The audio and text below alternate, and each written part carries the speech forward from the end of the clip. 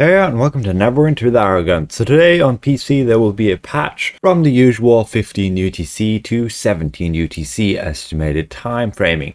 And with that we shall also get the Winter Festival. You shall see that upcoming here. And we can also obtain this really cute new companion through it.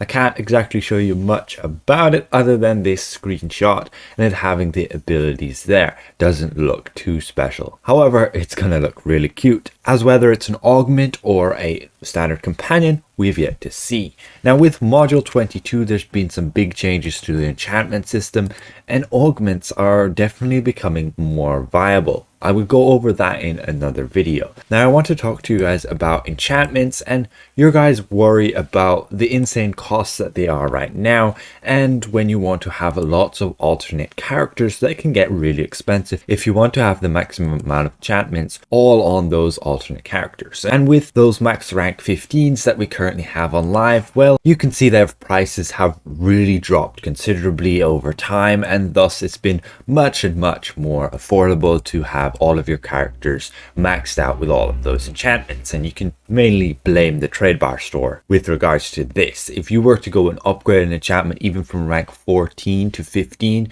you're paying more astral diamonds than just buying a rank 15 due to the fact you have to use a coalescent ward.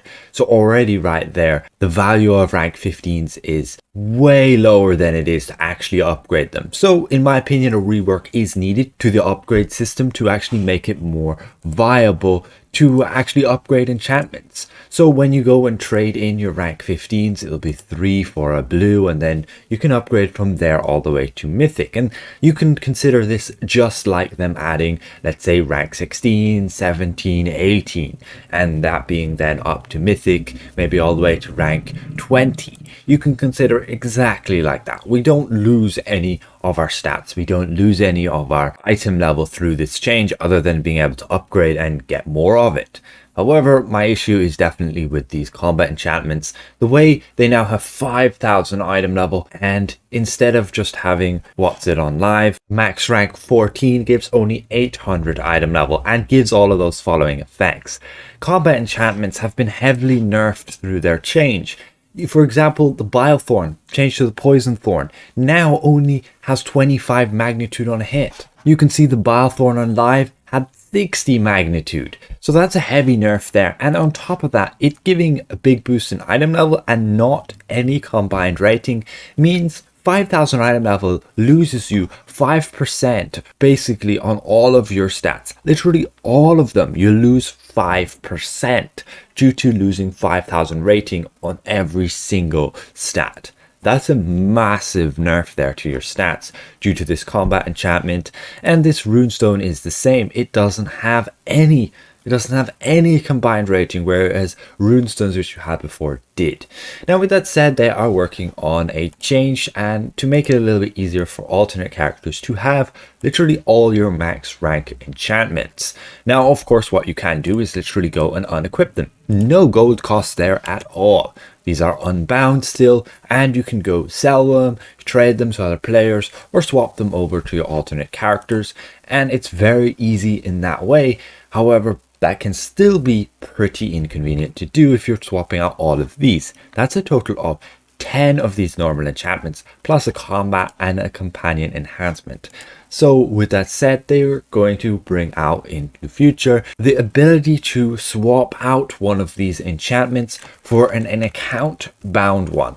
An account bound, account wide one, meaning you'll be able to trade in that max rank mythic enchantment, and then you'll be able to literally go to your claims valuable tab, and on all your characters you'll be able to pretty much infinitely claim this enchantment, and thus you'll have that across all of your characters. It'll be pretty good for having lots of characters on all max enchantments. The only thing now you'll have to worry about is getting companions, and they are slowly progressing through to giving account wide ones as well, but not many mythic ones. And mounts, we already have more than 10 mythic mounts available, so that's very easy to get the max bolster there. The other downside is insignias. You don't want to have 15 mythic insignias and continually swapping them around, so we'd like to see this change with them as well. The unfortunate thing is you pretty much lose all value of your enchantments by creating them bound to your count, meaning if any change comes in the future where you need to change enchantments, you won't be able to sell them. That is a big thing, and if you're worried Cryptic Studios won't allow you to exchange them to other enchantments or allow you to upgrade them further, that could be a big impact, and it then could be somewhat of a risk to actually trade them in for account bound versions, account wide versions. In my opinion, for now, I don't play a lot of alternate characters, so I'm just going to stick with one set and switch them to my other character when I play it. So that's pretty big news there. Account-wide enchantments. It's going to be the first we've seen of that. But at least they're willing to take that step in that direction, rather than completely inconveniencing us through forcing us to either swap these enchantments the entire time or get a new set for our new characters. As for today's patch, well, there's really not much. They've done a few more changes with the advanced dungeon, your castle Ravenloft. The sisters were dealing a bit more damage than they should have. The blood flight, which was like the hypo as people would call it, the soak, where you have to group up and take the damage together, basically had its damage unavoidable, so you weren't able to resist it with like your defense, and it was just killing people. And there's a few changes there. I'll leave a link in the description, and otherwise it should make it a little bit more playable, and we should be able to get past those sisters now.